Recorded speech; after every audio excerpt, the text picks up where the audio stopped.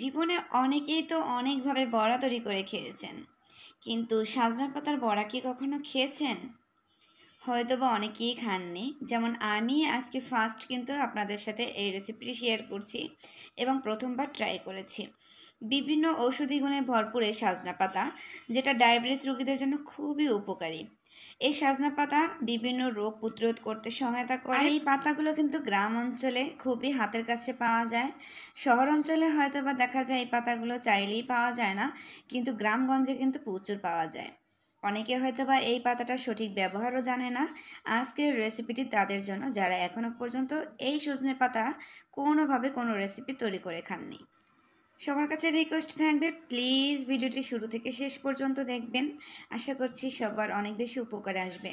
প্রথমে আমি পাতাগুলোকে কিন্তু দেখিয়ে দিয়েছি যে সজনে পাতাগুলো দেখতে কীরকম হয়। আজকের বড়া তৈরি করার জন্য এখানে আমি নিয়েছি মসুর ডাল আর খেসারির ডাল। ডালগুলো আগে থেকে ভালোভাবে ধুয়ে ভিজিয়ে রেখেছিলাম প্রায় আধা ঘন্টার মতো। এবার এগুলোকে ম্যাশ করে নেব। আমি একটা ব্লেন্ডার নিয়ে ব্লেন্ডার থেকে ভালোভাবে ম্যাশ করে নিচ্ছি। আপনারা চাইলে এগুলোকে শিলপাটা ম্যাশ করে নিতে পারেন। এই তো একটা বাটিতে আমি পুরো ডালগুলোকে নিয়ে নিচ্ছি। এবার অ্যাড করে দিচ্ছি স্বাদ মতো লবণ, সামান্য পরিমাণ হলুদের গুঁড়া, দিয়ে দিচ্ছি পরিমাণ মতো কাঁচামরিচ কুচি, ঝালটা আপনারা আপনাদের পছন্দ অনুযায়ী দিবেন। এবার দিয়ে দিচ্ছি পেঁয়াজ কুচি। পেঁয়াজগুলো একটু বেশি দেওয়ার চেষ্টা করবেন।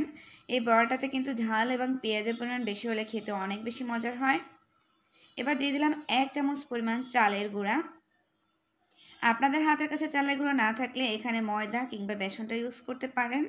এবার দিয়ে দিলাম সেই সাজনা পাতাগুলো, যেগুলোকে আমি খুব ভালোভাবে ধুয়ে নিয়েছি।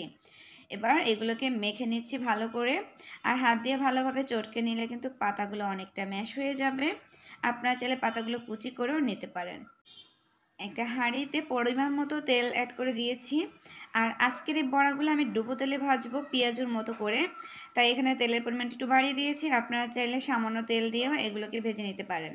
এবার একে একে সব বড়াগুলোকে দিয়ে দিয়েছি আর একদম মিডিয়াম টু লো হিটে দিয়ে এগুলোকে ভেজে নিয়েছি। চুলা আঁচটা বাড়িয়ে দিতে যাবেন না, এতে করে ভিতরটা কাঁচা থেকে যাবে আর এটা কিন্তু মচমচে হবে না। তো আমি একদম কম আঁচে অল্প অল্প করে সময় নিয়ে এগুলোকে ভেজে নিয়েছি। আর এই তো এবার এগুলোকে তুলে নিয়েছি। আজকের বড়াগুলো আমি ডাল ব্যবহার করেছি, ডাল দিয়ে বড়াটা তৈরি করেছি। তবে আপনারা চাইলে এটাকে শুধুমাত্র বেসন এবং চালের গুঁড়ো ইউজ করেও কিন্তু বড়াগুলো ভেজে নিতে পারেন। তো এই তো ঝটপট তৈরি হয়ে গেল মজাদার স্বাদের খুবই উপকারী এবং হেলদি একটি রেসিপি। আপনারা চাইলে এভাবে খুব সহজে সজনে পাতা দিয়ে এই বড়াটা তৈরি করে নিতে পারেন। আমার রেসিপিটা আপনাদের কাছে কেমন লেগেছে অবশ্যই কমেন্ট করে জানাবেন। ভালো লাগলে লাইক করবেন, ভিডিওটি সবার সাথে শেয়ার করে দিবেন। যারা পেজ থেকে দেখেন প্লিজ পেজটি ফলো দিবেন।